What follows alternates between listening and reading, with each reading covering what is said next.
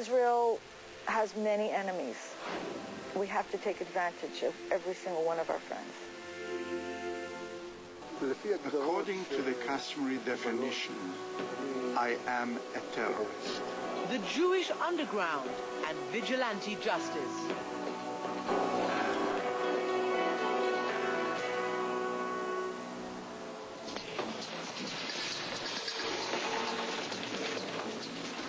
Yehuda Etzion is publishing books these days, but he's better known for planting bombs. You were convicted, you spent time in prison. You were a terrorist then? Maybe. What can I do? Much of the world remembers this historic day in 1979 as a symbol of courageous diplomacy. President Jimmy Carter pushing old enemies, Israeli Prime Minister Menachem Begin and Egyptian President Anwar Sadat to forge a new peace.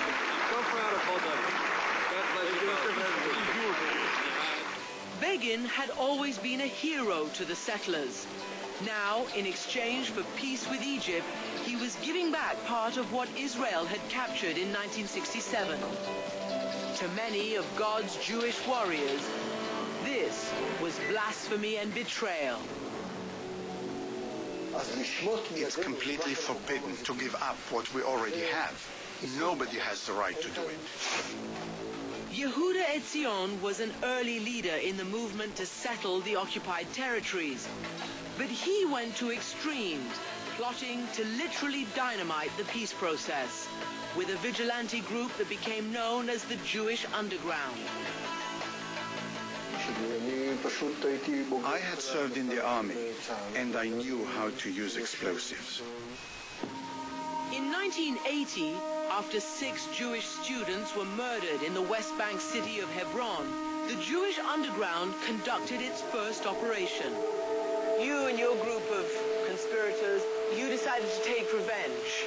You know, in the Jewish tradition, the period of 1 month has a special meaning. It's the period of mourning. So we decided a timetable of 1 month. And so they planted bombs in the cars of Palestinian mayors in 3 West Bank cities. One of them, Bassam Shaka, the mayor of Nablus. The bomb went off the minute I stepped on the clutch. My legs were instantly blown off. They tried to save my knee in this leg, the longer one, so they kept it. But within 2 days, I had gangrene and almost died. Bassam Shaka and the others were targeted because the Jewish underground believed they were behind the 6 killings in Hebron. But the underground was wrong, according to Carmi Gilon, the former chief of Israel's internal security agency, Shin Bet. And those mayors, we had no information that they were involved in any terror act. The car bomb attacks remained unsolved for years, until 1984, when Shin Bet uncovered a plan to bomb Arab buses in East Jerusalem. One arrest led to others, and ultimately to the most sensational plot of all. We said that with explosives, we would destroy the Dome of the Rock. The Dome of the Rock is Islam's 3rd holiest site, a 1,300-year-old shrine towering over this enormous outcropping of limestone. We consider this to be the spot where the Prophet Muhammad began his ascent to heaven.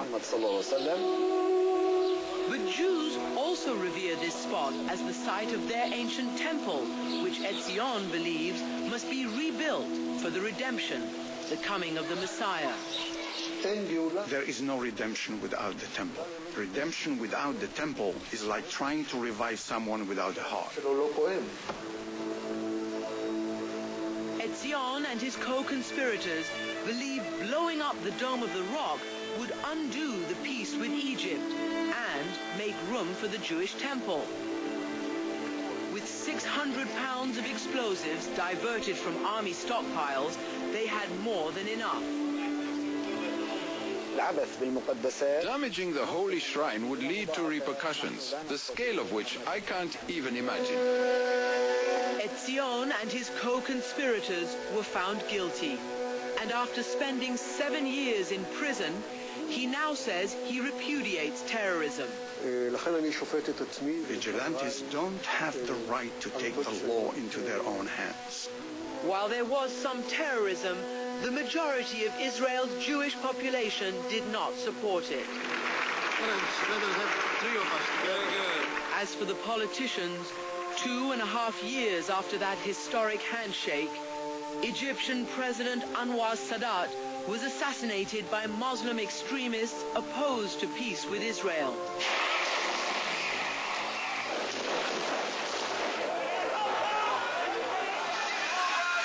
God's Jewish warriors also opposed the peace deal.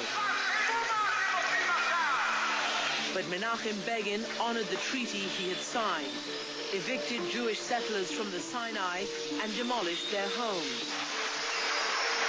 Begin would eventually make amends with the settlers, and over the next 10 years, 14 new settlements went up in the occupied West Bank. In the years ahead, another prime minister would shake hands with another Arab leader, and this time, one of God's Jewish warriors would resort to murder.